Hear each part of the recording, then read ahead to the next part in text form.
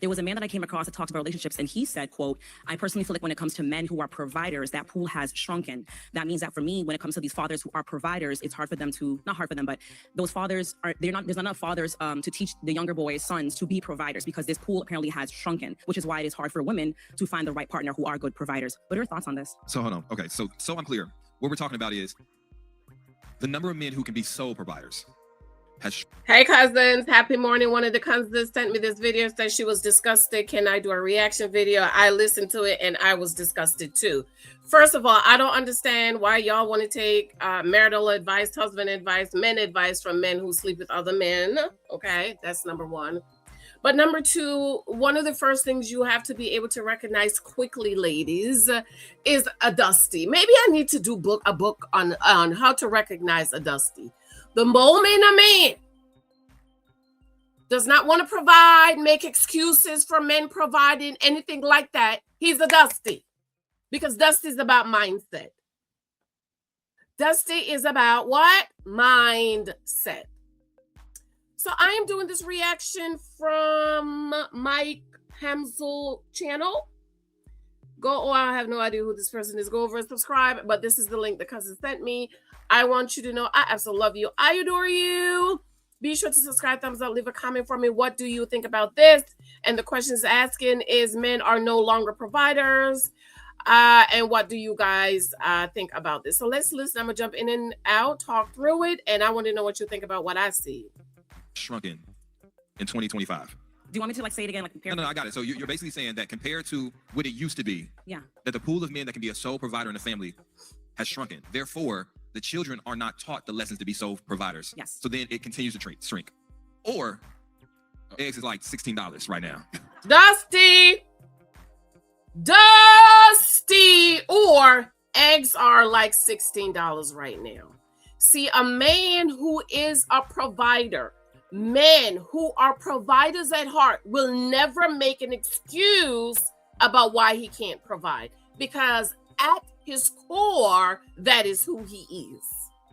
Do you understand?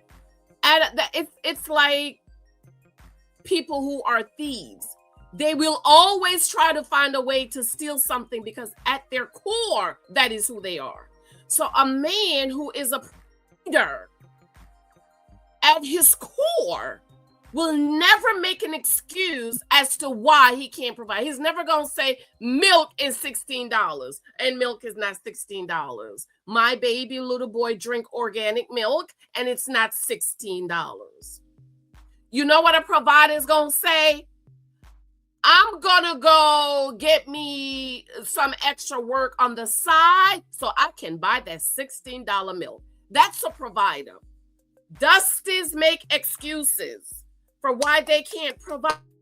A man at his core who is a provider will say, you know what?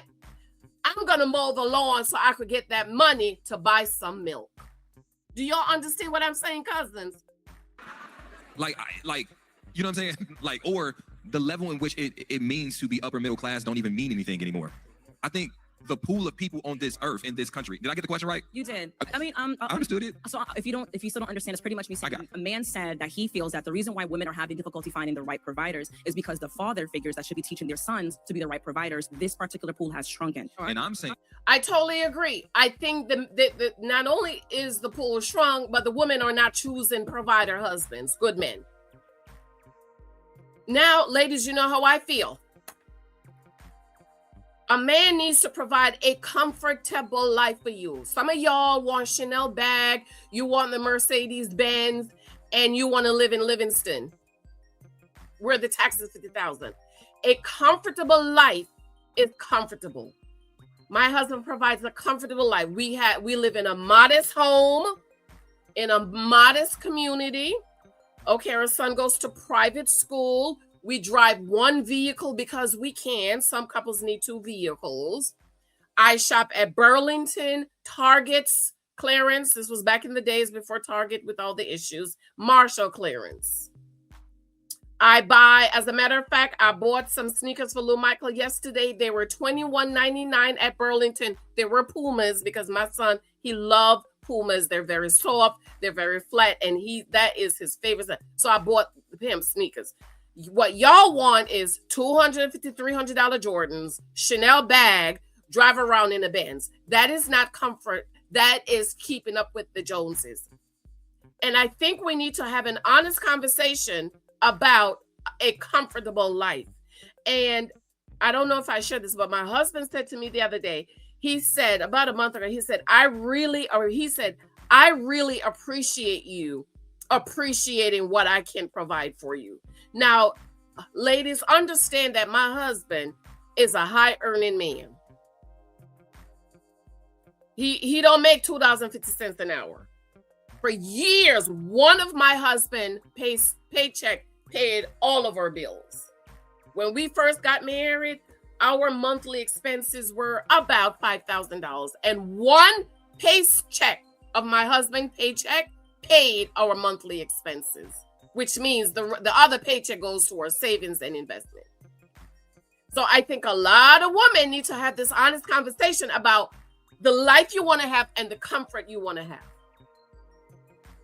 So maybe a regular man making decent money is not able to provide because the woman he chose wants Chanel and drive around in Benz and live in Milburn, where it's $100,000 a year for taxes, some of these houses.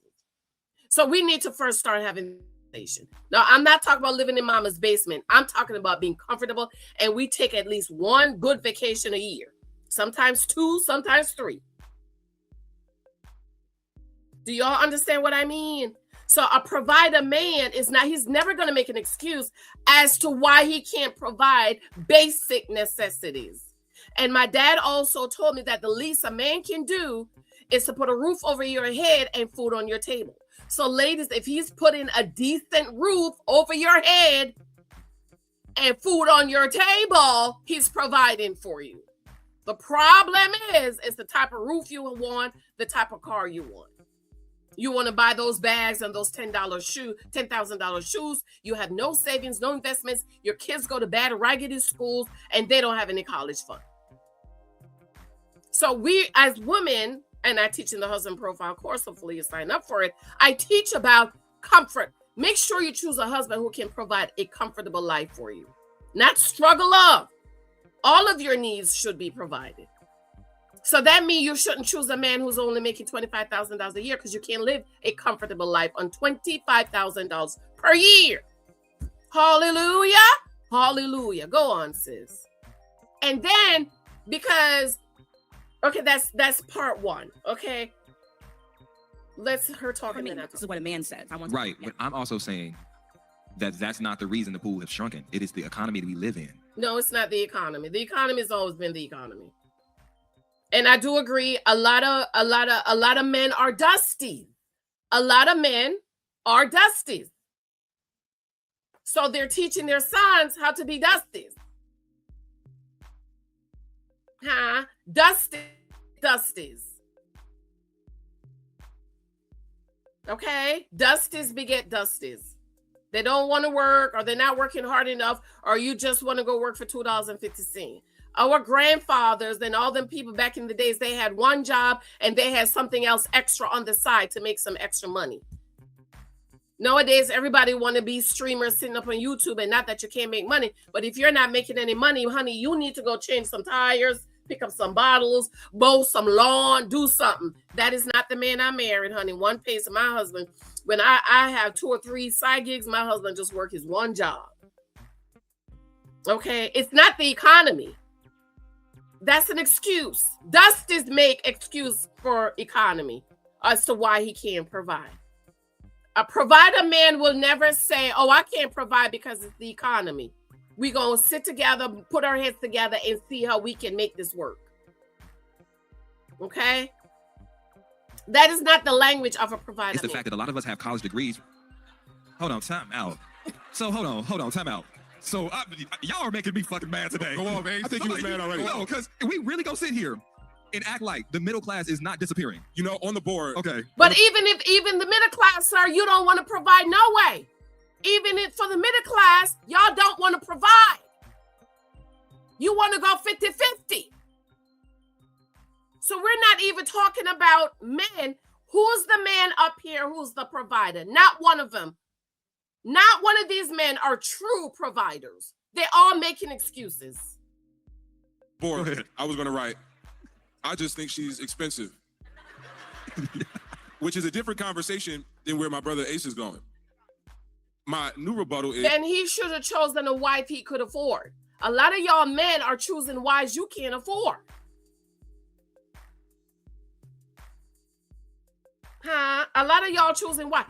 It is 2026. In 2026, our monthly expenses is $7,000 a month. $7,000. We've been married 13 years, y'all. It went from $5,000 to $7,000 a month. And so we've always lived way below our means.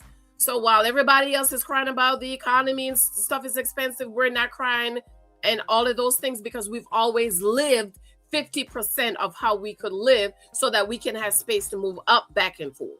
Now, I want you ladies to listen to what this man is saying.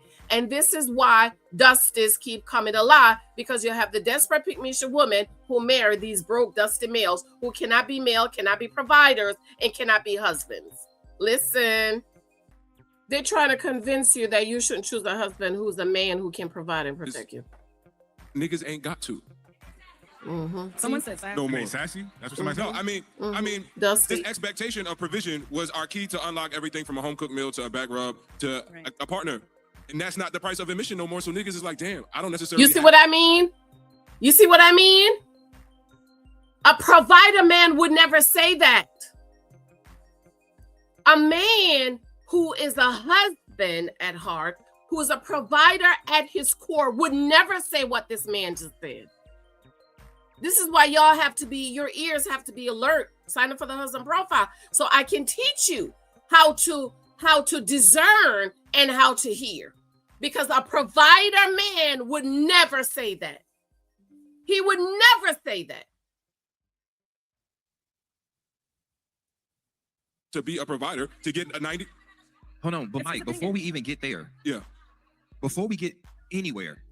No, because you know your roommate shit, bro. No, I'm not. I'm on the facts. A lot of men are being held to a financial standard that is almost completely delusional, unrealistic in this day and age. Under this, no, it's not unrealistic because they're providers. They are providers. They're not being held to a higher standard. They are being held to be providers. That is who they're supposed to be. Either you're a provider or you're not. Either that's who you are or that's not who you are. When we talk, I don't want to hear women tell me about men problems when we're talking about a man. I'm saying and that's why I clarified. Remember when I said sole provider? I made sure to say sole provider. I don't think that men are not providing. I don't think the question is not a man that can help provide or be a helpmate or be a support mate or even take the most of the load. It's whatever you want A to helpmate? Where in the Bible does it say men are a helpmate or help to provide? You can't find it in that Bible. And if you cannot put a roof over her head and food on her table, independent of her, you are not a provider. You're not a man. You're not a provider. Providers provide. And again, ladies, I teach you comfort, not keeping up with the Joneses. Some of these men don't even want to pay for a $25 meal, but they want a wife. You gonna tell me you can't pay a $2,000 a month mortgage, but you want to get married? You want to be the head. You want to be a provider and a protector, but you can't pay for a $2,000 a month mortgage? Stop. Dust is at heart. That's what the word. Right, and that's why I said sole provider. In this country, one person paying all the bills is getting increasingly harder. All right, whatever. All right, y'all, go ahead. Somebody else. I'm done. Boss said I'm done. Hey, Trill. This ain't our crowd today. Nigga, this is not our crowd. Dusty. Fellas, I tried to hold it down for us. It ain't our crowd. Go ahead. I got you. When we talk about that word provision, if you just look at it phonetically, you got professional, and you got vision. And I wasn't a rich man. I like that. I like what he just said. That's probably the only thing I like. I gotta write that professional vision. In other words, he prepared himself to be a provider. You have to prepare yourself and plan to be a provider. Now listen to what this man is about to say, yo. Listen. When I met my wife, I just saw my wife on an earlier podcast. If you don't know Candace Love, my beautiful wife, I wasn't a wealthy man. I was able to take care of myself. You don't have to be rich or wealthy to take care of your wife, sir. I was able to take care of my son, but by today's standards of what a man should have, I ain't have all that. But she had the vision to see the other things I had. And you see what he says? She had the vision. When did God make the woman the visioneer? Because if she's the visioneer, then she needs to be the head of the home and be the provider and the protector. So in other words, she married his potential, what she believes he's going to be. And this is what these men want us to do. They want us to look beyond them, who they are. You're 35. You want me to look beyond what you've done with your life for 35 years and see who you're going to become at 50. No, absolutely not. The conversation about potential I heard y'all talking about earlier, a lot of times I feel like women don't include trajectory in your professional vision of what a man has to offer. Yes, nope.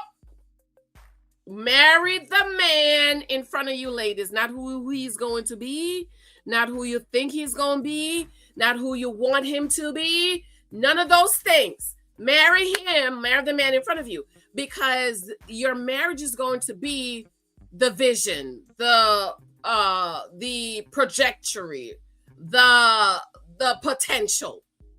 Okay, and this is why a lot of people have problems in their marriage, because women marry a potential, a vision of who this man is going to be versus marrying the man in front of you. So if a man proposed to you and he is not everything you want him to be, do not marry him. Walk away. Walk away from him. Have all the funding that I have now at that time, but not only did she see the potential in me, she saw I was already en route to that. She saw I was already dead. That sound like your mama. I can see the potential, little Michael. I was just praying about my little boy. I could see where little Michael is going. The Lord showed me where my son is gonna go. That's what mothers do. They have visions for their son.